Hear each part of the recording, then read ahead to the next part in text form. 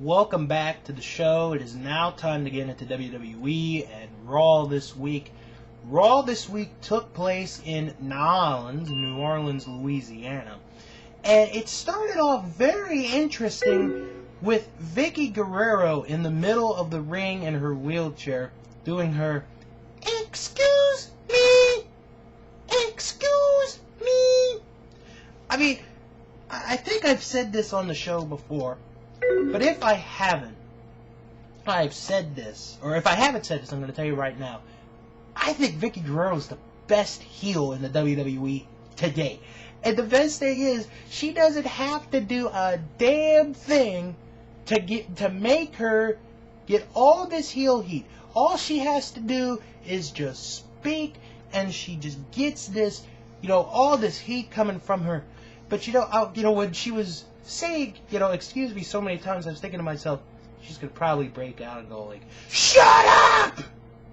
And then, that would have been hilarious. But she came to Raw in her wheelchair, asking CM Punk not only to apologize for what he did, but to vacate the World Heavyweight title, which led to CM Punk coming into the ring.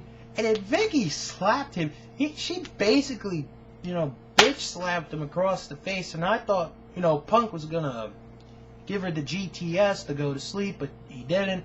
And then JBL comes out saying that he wants a rematch tonight on Raw. And then John Cena comes out. And then Batista comes out. And then Kane comes out. And then eventually they create a fatal four-way for where the winner challenges CM Punk for the World Heavyweight title at the Great American Bash. Apparently Kelly came over to Raw. It's great that she's on Raw, but couldn't you have done her, or not done her?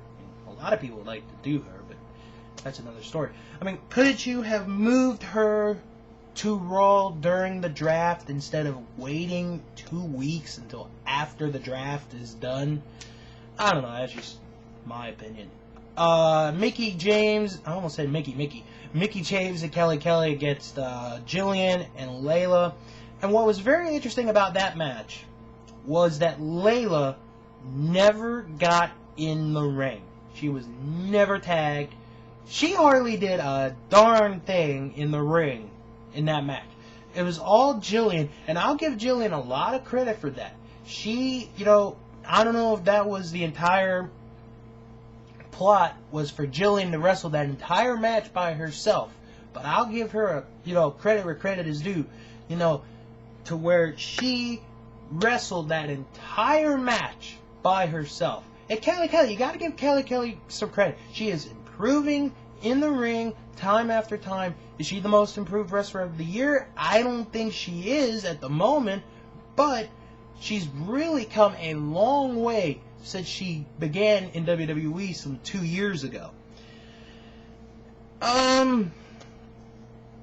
Chris Jericho and Shawn Michaels had a fantastic segment on Raw.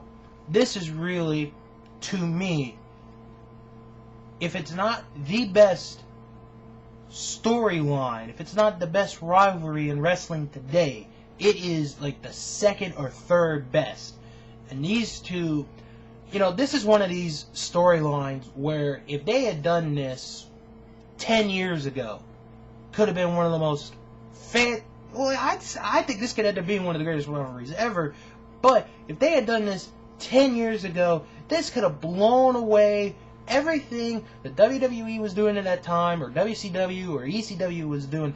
Those two just have that chemistry together that I don't think I've seen in quite a long time. Yes, they had, a rivalry 5 years ago, but it didn't go as long as it is right now, where it's just unbelievable. I'm just loving this program that Chris Jericho and Shawn Michaels are having. To me, as far as a rivalry goes, this is the best in the WWE right now, to me.